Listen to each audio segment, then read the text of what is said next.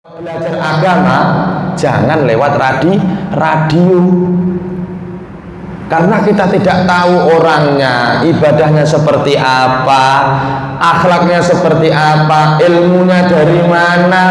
Hanya kita mendengarkan suaranya, suara tanpa rupa, namanya kentut. Bismillahirrahmanirrahim. Alhamdulillahirabbil alamin wa kafa. Assalatu wassalamu ala Sayyidina Muhammadil Mustafa wa ala alihi wa sahbihi ahli sidqi wal wafa. Qalu subhanaka la ilma lana illa ma 'allamtana innaka antal alimul hakim. Qala rabbi shrah li sadri wa yassir li amri wahlul 'uqdatam min lisani yafqahu qawli waj'al li waziran min ahli rabbana iftah bainana wa baina qaumina bil haqqi wa anta khairul fatihin. Fa ba'du, sa'adatal afadil ikraman wa ta'ziman. Salam hormat, salam ta'zim kami haturkan kepada segenap para alim, para ulama, para kiai, para asatidz, para sesepuh, bini sepuh, orang tua kami, wabil khusus kepada Al-Mukarram Sayyidil Akh Bapak Kiai Mabrur Al-Mubarak Esos selaku Imam Masjid Baitul Azim, sahabat saya Al-Ustaz Akhinal Kiram, Akhinal Filah Ustaz Ahmad Samsuddin SPDI, pada segenap pengurus Yayasan Masjid Baitul Azim, jajaran pengurus Masjid Baitul Azim, hadirin jamaah Masjid Baitul Azim rahimakumullah. Alhamdulillah, pada kesempatan yang penuh barokah ini kita masih diberi kekuatan, kenikmatan, keimanan, kesempatan, kemauan, keikhlasan, sehingga kita bisa berjalan menuju ke masjid dan juga melakukan sholat subuh, dan alhamdulillah secara berjamaah di Masjid Baitul Azim dengan ungkapan alhamdulillahirabbil alamin sebagai bentuk ikhtiar kita dalam mengabdi dan mengungkapkan rasa syukur kita kepada Allah Subhanahu wa ta'ala. Sholawat dan salam tak lupa kita tujuruahkan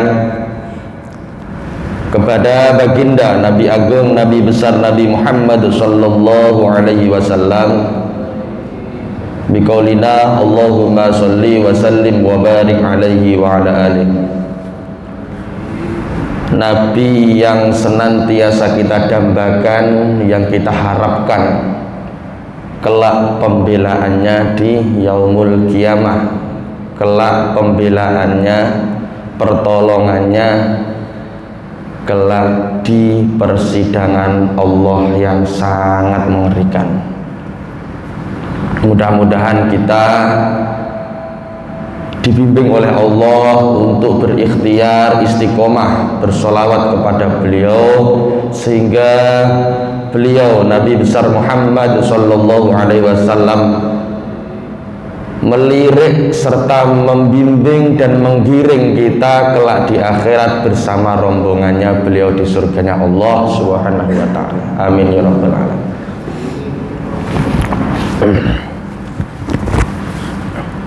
Hadirin hadirat rahimakumullah.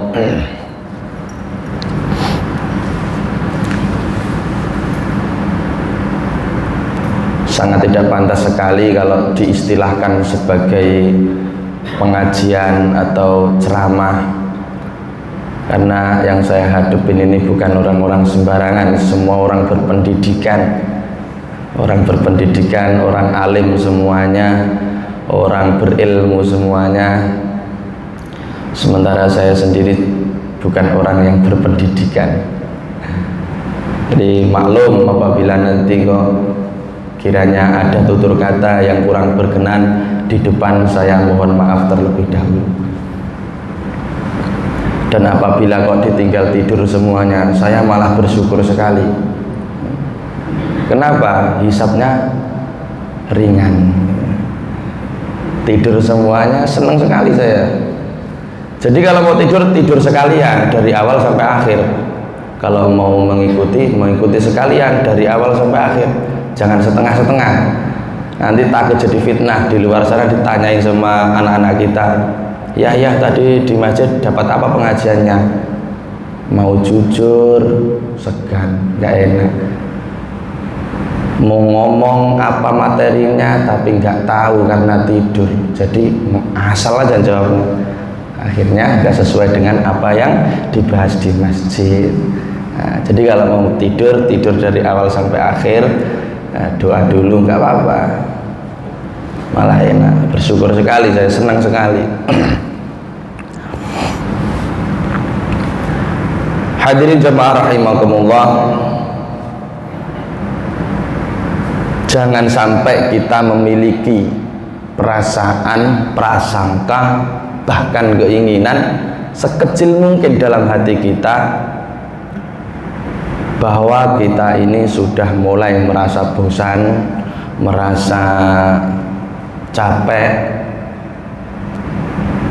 untuk melakukan sebuah perbaikan di dalam diri kita agar kita menjadi orang yang terbaik. Jangan sampai,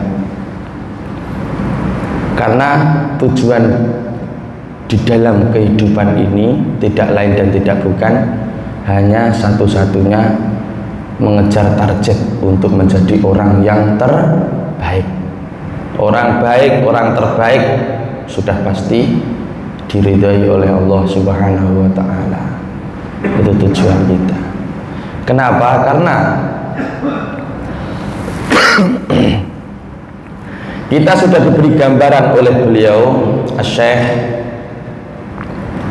Al-Imam bin Imam Al-Ghazali Hujjatul Islam rahimahullah. Beliau menggambarkan kepada kita, beliau mengarang tulisan dan diabadikan di dalam kitab Ihya Ulumuddin, yang dimana salah satunya beliau membahas tentang ciri dan karakter sifat manusia bermacam-macam. Nah, pagi ini mari kita bahas bersama-sama. Nanti kira-kira selesai kita bahas, kita ini termasuk di kelompok yang nomor berapa, semua ketahuan nanti. Nah, Bapak Ibu jamaah yang aktif, yang istiqomah, yang mengelola masjid, mengelola yayasan, mengelola TPQ, semuanya ketahuan nanti kelompok nomor berapa. Nah, kita bahas, tapi diam-diam saja. Saya kelompok nomor ini, kelompok nomor ini, diam aja. Cukup kita sendiri. Baik Bapak Ibu rahimakumullah, beliau Al-Hujjatul Islam Al-Imam Ghazali rahimahullah ta'ala mengklasifikasikan atau membagi ciri dan karakter manusia itu menjadi 6 tingkatan. Mari kita bahas bersama-sama. Yang pertama yaitu ciri manusia. Tingkat nomor pertama adalah manusia istimewa. Siapa manusia istimewa? Manusia istimewa adalah manusia yang seluruh kehidupannya hanya diabdikan oleh Allah Subhanahu wa Ta'ala. Seluruh aktivitas yang dijalani dalam kehidupannya bernilai ibadah. Dalam ibadah tidak karena ingin masuk surga, dalam menjalankan ibadah karena tidak takut dengan adanya neraka, dalam ibadah tidak karena mengharapkan pahala maupun karena takut dosa, namun dalam ibadahnya hanya semata-mata rasa syukur kepada Allah Subhanahu wa Ta'ala. Memiliki sifat maksum, sedikit pun tidak memiliki kesalahan maupun dosa, dijaga dari yang namanya dosa, dijamin surga tertinggi untuknya. Kalau sholat malam sampai kakinya membengkak, puasa, witir, tahajud, qiyamul lail menjadi wajib atas dirinya. tidak pernah marah sedikit pun, dimaki-maki, dihina, dicaci maki, diludahin, dimarahin, hanya dibalas dengan doa. Siapa dia? Nabi besar Muhammad sallallahu alaihi wasallam. Bagaimana tidak dijaga? Setiap perkataannya itu berdasarkan wahyu dari Allah Subhanahu wa taala. Luar biasa. Setiap perkataan yang keluar dari mulutnya beliau itu wahyunya Allah Subhanahu wa taala. Luar biasa. Nah, ini tingkat nomor 1. Sekarang tingkat manusia yang kedua, yaitu manusia luar biasa. Siapa manusia luar biasa ini?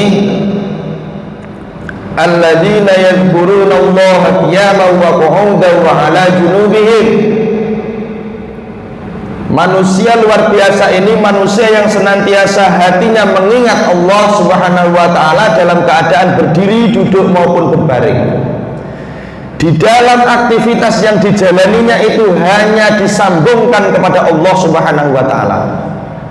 Namun masih memiliki sifat mahfud, masih bisa melakukan kesalahan, juga masih bisa mendapatkan dosa. Namun ketika sadar dengan kesalahannya langsung ditindaklanjuti dengan ketaatan demi ketaatan, ibadah dan ibadah, sehingga kesalahan yang kecil tadi akan tertutupi dengan kebaikan-kebaikan yang dijalaninya. Ini tingkat manusia yang kedua. Tingkat manusia kedua ini seperti halnya tingkatannya para auliyaillah, tingkatannya para wali-wali Allah. Contohnya Sultanul Auliya Asy-Syaikh Abdul Qadir Al-Jilani qaddasallahu sirrahul aziz. Beliau adalah manusia yang luar biasa. Kenapa manusia luar biasa? Karena manusia luar biasa ini diberikan kelebihan oleh Allah Subhanahu wa taala yang tidak dimiliki oleh manusia-manusia seperti kita. Contohnya, seorang waliullah itu diberi yang namanya ilmu kasyaf. Apa itu ilmu kasyaf? Ilmu yang bisa melihat tanpa kita melihat dengan nyata. Artinya kalau bahasa kerennya itu kasat mata, peka mata, peka hati. Nah, ini ilmu kasyaf. Bisa melihat sesuatu yang tidak berada di depannya. Dan bisa mengetahui apapun yang berkaitan dengannya. Nah, ini ilmu kasyaf. Sehingga suatu diriwayatkan, diceritakan Asy-Syaikh Abdul Qadir Al-Jilani ini kedatangan seorang tamu pemuda. Nah, tamu tersebut mendatangi rumah Syekh Abdul Qadir Al-Jilani. Ketika sampai di rumahnya, ketok pintu mengucapkan salam. Assalamualaikum ya Syekh. Waalaikumsalam. Dibuka pintunya, pemuda tersebut diusir kembali, disuruh pulang. Kamu pulang dulu, kamu mandi jinabah dulu, kamu mandi besar, mandi junub. Nanti setelah kamu sudah mandi junub, kamu balik ke rumahku. Nah, pemuda tersebut bingung. Apa salah saya? Kok saya disuruh mandi jinabah, mandi junub, mandi besar? Padahal saya tidak habis melakukan yang begitu-begituan. Perasaan saya juga tidak habis mimpi basah. Kenapa kok saya disuruh mandi besar? Yang nyuruh Syekh Abdul Qadir Al-Jilani nggak berani nolak. Akhirnya pulang. Sampai rumah dia mandi jinabah. Setelah mandi jinabah selesai, dia langsung berangkat lagi ke rumah Syekh Abdul Qadir Al-Jilani. Tok tok tok tok, assalamualaikum ya Syekh. Langsung dipersilahkan masuk.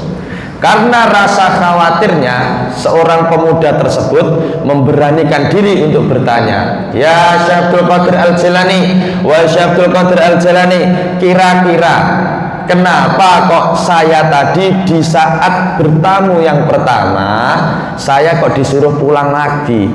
Dan yang aneh lagi, saya kok disuruh mandi jinabah, mandi besar. Apa salah saya ya Syekh? Padahal saya tidak habis melakukan yang gitu-gituan. Saya juga tidak habis mimpi. Kenapa kok engkau menyuruhku pulang untuk melakukan mandi jinabah? Perlu kamu ketahui, tadi ketika kamu berangkat ke rumahku, di pertengahan jalan ada seorang perempuan yang cantik, dan engkau melihatnya. Ketika engkau melihatnya, hatimu merasa ser, maka di situ kamu dihukumi zina mata dan kamu harus mandi jinabah. Seandainya ini berlaku di Batam, baru seandainya, saya rasa tidak ada yang sanggup untuk menjalaninya. Tagihan ATP kita pasti langsung membengkak. Kalau berlaku ini di Batam, kita keluar nanti jumpa tetangga, hati, padahal hati hanya perasaan yang ser gitu aja, itu perasaan. Nah, itu sudah dihukumi zina mata. Nah, karena beliau sudut pandangnya dari segi tasyawuf. Bahkan beliau ini pernah bermunajat di malam hari. Ketika Syekh Abdul Qadir Al-Jilani sedang bermunajat, dia didatengin oleh sebuah sinar ilahiyah, cahaya yang sangat terang. Bahkan mata kita itu bisa buta kalau melihatnya, saking terangnya. Dan cahaya tersebut bisa ngomong, Syekh Abdul Qadir Al-Jilani, wahai Syekh Abdul Qadir Al-Jilani, mulai sekarang aku titahkan untukmu, jangan lagi engkau beribadah kepadaku, jangan lagi engkau menyembahku, jangan lagi engkau sholat kepadaku, karena mulai sekarang aku titahkan, aku akan menjunjung tinggi engkau di dalam surgaku, aku jamin surga tertinggi untukmu, maka mulai hari ini engkau jangan lagi beribadah kepadaku, aku adalah Tuhanmu. Ini cahaya tadi yang menyamar sebagai sinar ilahiyah, mengaku bahwa dirinya Tuhan kepada Syekh Abdul Qadir Al-Jilani. Wong Syekh Abdul Qadir Al-Jilani, seorang raja dari para wali yang beliau itu diberi ilmu kasyaf, bisa melihat siapa saja. Tahu kalau dia iblis, diusir, kabur dia. Sejak itu tidak ada lagi iblis yang berani untuk mengganggunya, takut. Karena apa? Iblis yang menyamar sebagai sinar ilahiyah tadi bukan iblis sembarangan. Itu udah ibaratnya jenderalnya iblis, rajanya iblis, jenderalnya paling tinggi lah dari pasukan iblis. Apalagi yang cuma iblis-iblis biasa. Nah itulah kenapa kok bisa seperti itu, karena dia itu yang dzuru min nurillah, bisa melihat dengan cahaya yang diberikan oleh Allah Subhanahu wa ta'ala melalui hati.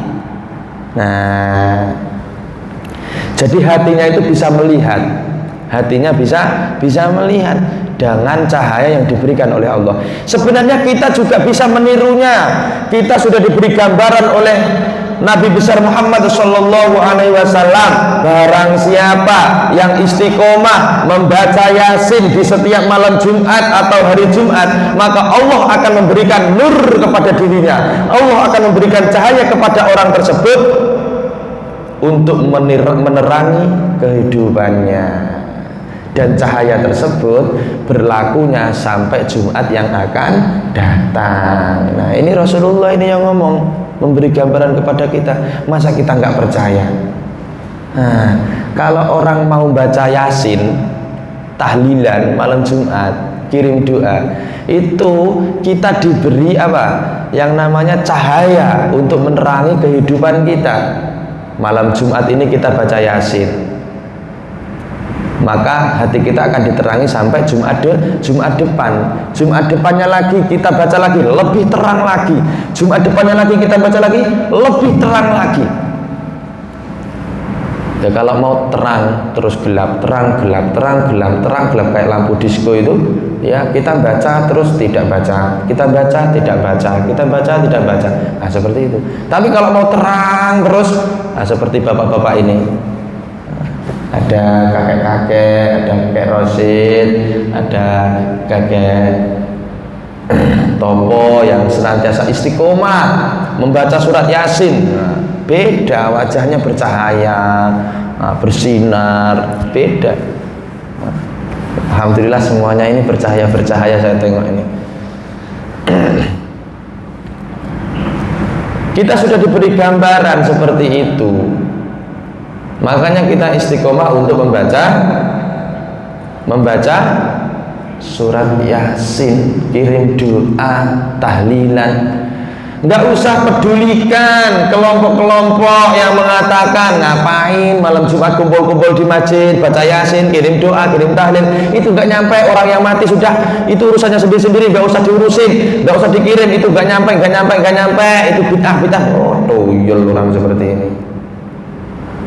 Nggak usah pedulikan, jawab aja. Orang kita setiap hari ngaji, kita setiap hari ikut ceramah, masa nggak bisa jawab? Jawab aja, nyampe. Siapa bilang nggak nyampe? Dalilnya mana? Dalilnya tanya sama Kiai Mabrur, beliau tahu semua dalilnya. Kalau buktinya saya ada. Apa buktinya? Buktinya selama ini saya kirim doa, kirim Fatihah, baca Yasin, nggak ada satupun malaikat yang kembali kepadaku untuk mengembalikan surat-surat yang sudah kita baca. Nggak pernah ada malaikat balik lagi ke kita, nih Yasinnya nggak diterima di sana, nggak ada satupun yang dikembalikan. Artinya apa? Itu artinya diterima dan menjadi penyebab pertolongan mereka yang sudah meninggal. Itu maksudnya itu. Orang yang memberi gambaran ini Rasulullah, bukan kita. Kalau dalilnya tanya sama Pak Kiai Mabrur, kalau buktinya saya ada, gitu aja. Dan pada hakikatnya nih, inna ansha'nakum nas'atan katsirah. Allah itu memberikan kehidupan atau alam kepada kita semua itu bermacam-macam, banyak, tidak hanya satu.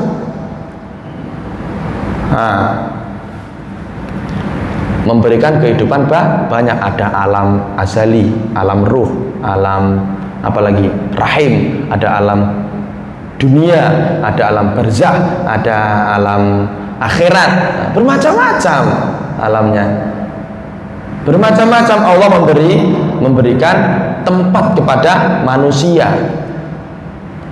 Dan saat orang yang sudah berada di dalam kubur, hayatan barzakhiyatan, kehidupan di alam kubur, innamal qabru raudhatun min riyadil jinan aw hufratun min hufarin niran. Sejatinya orang yang berada di dalam kubur itu ada kalanya merasakan nikmatnya surga, ada kalanya merasakan pedihnya siksa neraka atau jurangnya api neraka. Nah, bisa merasakan. Orang kalau bisa merasakan, ini mati apa hidup? Orang kalau bisa merasakan, ini mati apa hidup? Hidup.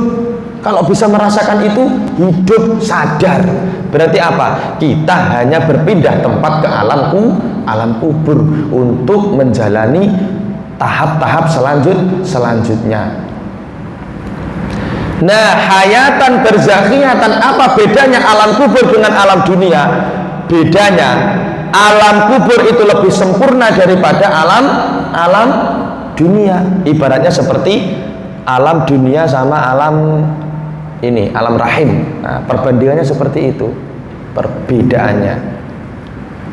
Nah, kalau orang sudah berada di alam kubur, itu bisa mengetahui orang-orang yang masih di dunia. Tapi orang yang di dunia tidak bisa mengetahui orang-orang yang ada di alam kubur. Itu bedanya. Jadi lebih sempurna. Jadi nanti ada sama-sama mengetahui. Misalkan di dunia, saya tahu kamu juga tahu saya. Nah, ini di dunia, sama-sama di dunia. Kalau satunya di alam rahim, yang di alam rahim mengetahui yang di alam rahim tidak mengetahui yang di dunia juga tidak mengetahui yang ada di alam rahim, sama-sama tidak mengetahui. Masih bingung? Nah, begini, kita nengok televisi, siaran televisi, ada siaran berita. Kita tahu siapa yang sedang siaran di dalam televisi dan berita apa yang disiarkan. Kita tahu orangnya itu, namanya itu. Tapi orang yang di dalam TV tidak tahu kalau kita sedang melihat. Itu bedanya. Ibaratnya alam dunia sama alam kubur. Kalau bedanya alam dunia sama alam ruh, alam rahim, alam kandungan sama alam dunia, itu seperti ibaratnya kita sedang mendengarkan siaran melalui radio. Nah, radio itu kan ada siaran di radio.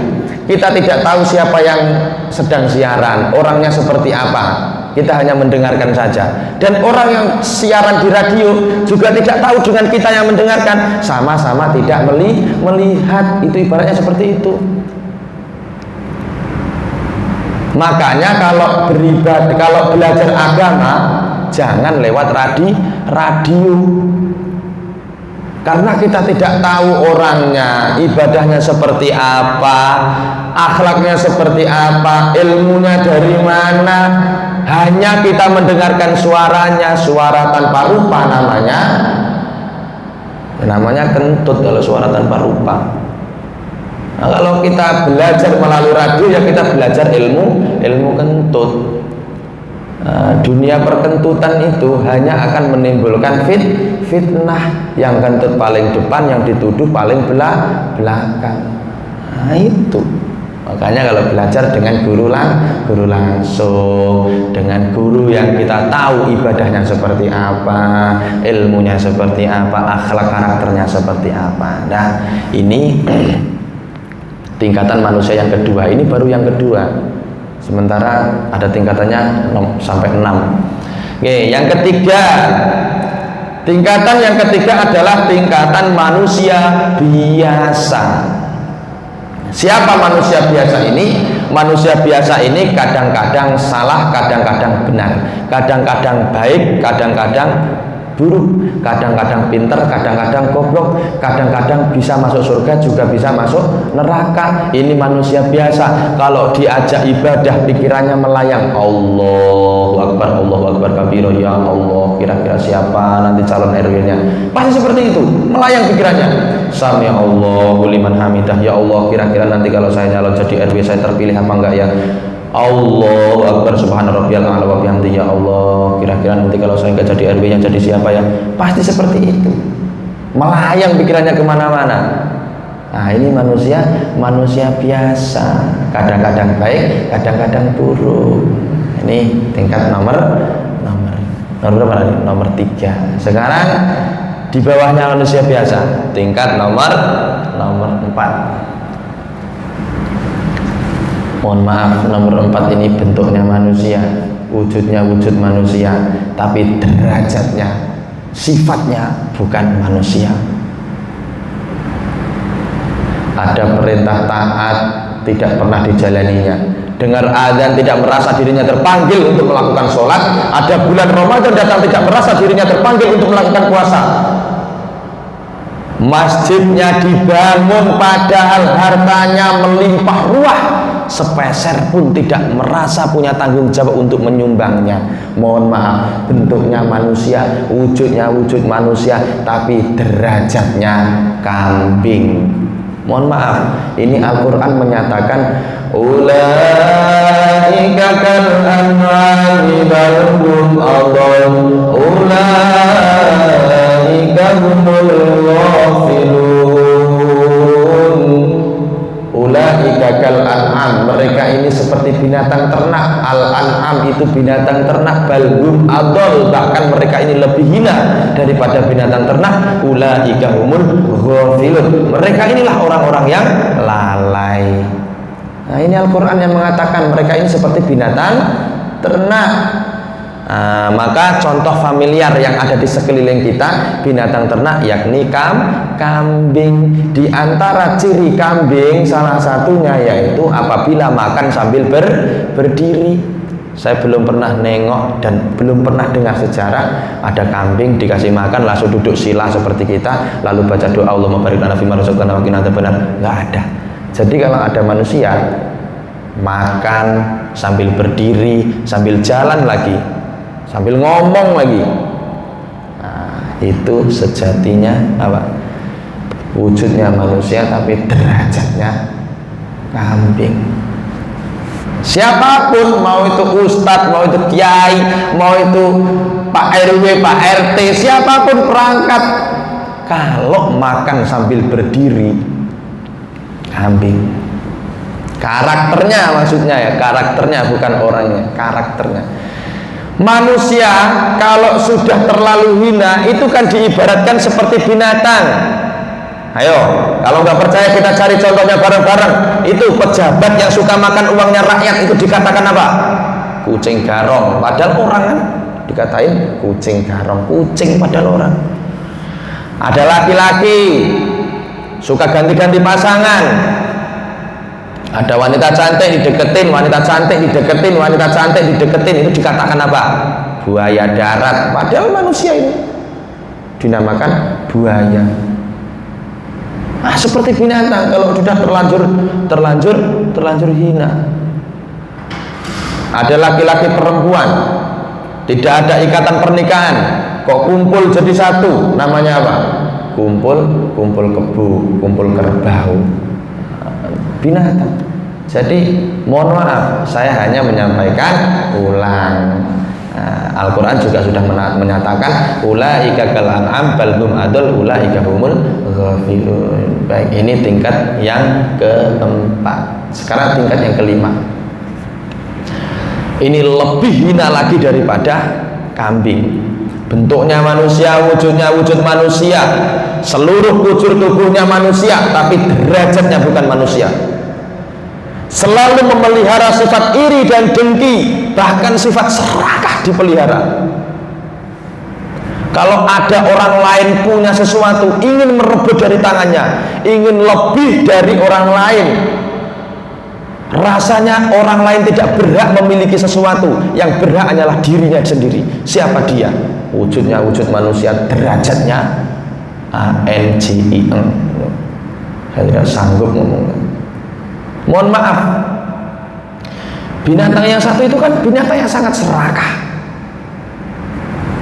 Ada temennya megang makanan, padahal dia sedang makan, lari direbutnya. Ayo, kalau nggak percaya kita tes, kita tengok secara langsung, serakah sekali.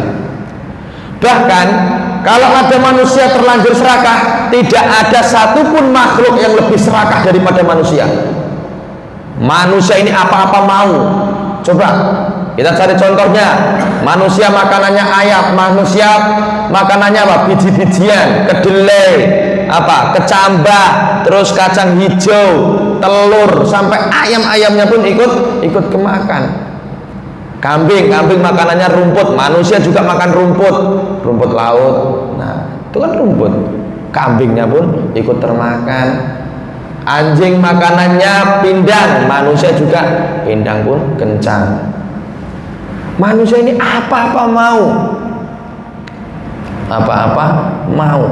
Dari yang dingin mau, yang hangat mau, yang panas mau, yang besar mau, yang enak sedap mau, yang kecil mau, semua mau manusia ini. Yang harum mau, yang busuk pun mau. Tape, ayo, tape itu yang terbuat dari apa? Singkong, itu kan memang sengaja dibusukkan. Kalau nggak busuk nggak jadi tape. Nah, itu dimakan sama manusia. Kalau di Jawa itu ada yang namanya tempe bosok, tempe busuk. Memang sengaja dibusukkan untuk apa? Untuk makanan, untuk apa gitu, untuk buat apa? Nah, itu dimakan. Apa aja mau manusia itu, coba kita bayangkan. Apa aja mau manusia itu. Bahkan manusia itu loh, jenazah aja doyan. Teri yang sudah mati itu kan jenazah. Manusia kalau sudah mati namanya apa? Jenazah. Kalau binatang sudah mati, bangkai. Itu hanya istilah saja, maksud dan artinya sama artinya, maksudnya sama, cuman istilah yang membedakan. Manusia ini apa-apa mau. Ayo, asap aja loh dimakan kalau manusia. Orang merokok itu saya pun mau. Nah, itu asap itu dimakan. Coba makhluk lain, makhluk apa yang mau makan asap? Nggak ada selain manusia. Ya cuma manusia ini. Masya Allah. Ini manusia ini kalau sudah terlanjur hina, terlanjur serakah, luar biasa. Nah, ini tingkat yang nomor 5. Sekarang yang terakhir, yang nomor 6 adalah wujudnya manusia, bentuknya bentuk manusia, tapi derajatnya bukan manusia. Tidak kenal Allah, tidak mau ibadah, selalu menentang dengan perintah Allah. Kalau berbuat salah dia selalu mengajak orang banyak. Mau masuk surga, mau masuk neraka itu orasi dengan orang-orang banyak, mengajaknya. Diajaknya semuanya, satu keluarga diajaknya, orang lain diajak. Tidak rela dirinya kalau melihat orang lain berbuat baik, harus berbuat jahat semuanya. Siapa dia? Mohon maaf, bentuknya manusia, wujudnya wujud manusia, tapi derajatnya iblis. Nah, iblis itu bukan yang uka-uka, yang nampak, yang ditangkap oleh paranormal di Trans 7 dimasukkan ke dalam botol. Nah, makanya hati-hati kalau beli minuman di toko-toko. Sekarang macam-macam rasanya, ada teh botol rasa gendruwo, teh botol rasa apa pocong, macam-macam. Itu ulahnya orang-orang bilang. Nah, jadi makanya iblis itu kan sifat, setan itu sifat. Siapa dia? Alladzi waswisu fi sudurin rinas. Mereka ini yang selalu membisikkan kepada telinga manusia untuk berbuat kejahatan. Siapa itu? Minal jinnati wan nas, dari bangsa manusia, dari bangsa jin. Nah, kalau dari bangsa jin itu mudah ngusirnya, cukup kita bacakan ta'awudz, a'udzu bikalimatillahi tammati min syarri ma khalaq, kabur. Yang susah itu ngusir setan-setan yang pakai kolor. Ini susah ini. Iblis yang pakai kolor ini susah ini ngusirnya ini. Harus diruqyah ini. Harus terapi. Nah, ini diantara sifat-sifat manusia dari nomor 1 sampai nomor 6. Hadirin jamaah rahimakumullah. Kira-kira kita terdapat di kelompok manusia nomor berapa? Nomor pertama, manusia istimewa, tingkatannya para nabi, para rasul. Jauh, tidak mungkin kita, tidak mungkin. Nomor 1 itu jauh, mimpi itu, mimpi besar. Tingkat nomor 2, tingkat manusia luar biasa, jauh sekali. Ini pun berat sekali, perlu tirakat, ini perlu riadoh yang sangat lama. Ini tingkatannya para wali. Kita mentok jadi wali murid, wali nikah sama wali-wali daya warhamu kama rabbayani shaghira. Ini mentok kita jadi itu. Mentok kita jadi itu. Kita berat sekali.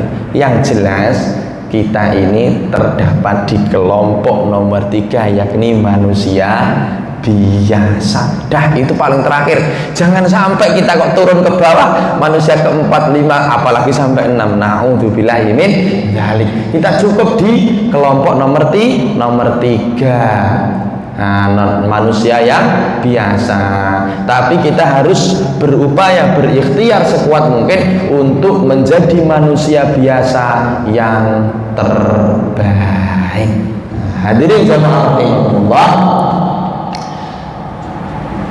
kiranya cukup. Nah, sudah stop. Jadi mohon maaf apabila ada tutur kata yang tidak sopan, kasar, keras, wajar. Tadi di awal sudah dikatakan bukan orang yang berpendidikan, jadi sangat wajar sekali. Mohon maklumnya kalau apabila ada tutur kata yang menyinggung atau menyakitkan dan tidak pantas untuk diperdengarkan, saya mohon maaf yang sebesar-besarnya. Mungkin hanya ini yang dapat kami sampaikan. Al-Fatihah. A'udzubillahi minasyaitonir rajim. Bismillahirrahmanirrahim. Alhamdulillahirabbil alamin arrahmanir rahim maliki yaumiddin. Iyyaka na'budu wa iyyaka nasta'in. Ihdinas siratal mustaqim. Siratal ladzina an'amta 'alaihim ghairil maghdubi 'alaihim waladdallin. Mudah-mudahan kita semua, keluarga kita, anak-anak kita, orang tua kita, istri kita, saudara kita, semuanya diberikan kesehatan oleh Allah Subhanahu wa taala, dilindungi dari malapetaka, dari bala segala wabah, penyakit, musibah, bencana. Allah lindungi dari semua itu. Allah tenangkan hati kita semua. Allah bimbing kita sehingga kita mudah untuk menjalankan ibadah kepada Allah Subhanahu wa taala. A'udzubillahi minasyaitonir rajim. Bismillahirrahmanirrahim. Allahumma shalli ala sayyidina Muhammad wa ala ali sayyidina Muhammad walhamdulillahirabbil alamin. Allahumma ij'al jam'ana hadza jam'an marhuma ya Allah wa tafarraqna min ba'dihi tafarruqan mahdiyyan ma'suma. Rabbana zalamna anfusana wa illam taghfir lana wa tarhamna lanakunanna minal khasirin. Rabbana hab lana min azwajina wa dhurriyyatina qurrata a'yun ya Allah, qurrata a'yun ya Allah, qurrata a'yun waj'alna lil muttaqina imama. Rabbana iftah bainana wa baina qaumina bil haqqi wa anta khairul fatihin. Rabbana atina fid dunya hasanah wa fil akhirati hasanah wa qina adzabannar. Wa sallallahu ala sayyidina Muhammad walhamdulillahirabbil alamin. Wal 'afwu minkum ihdinas siratal mustaqim. Assalamu alaikum warahmatullahi wabarakatuh. Mohon maaf hadirin jamaah rahimakumullah, sudah disiapkan untuk sarapan paginya. Untuk itu mari kita nikmati bersama-sama. Terima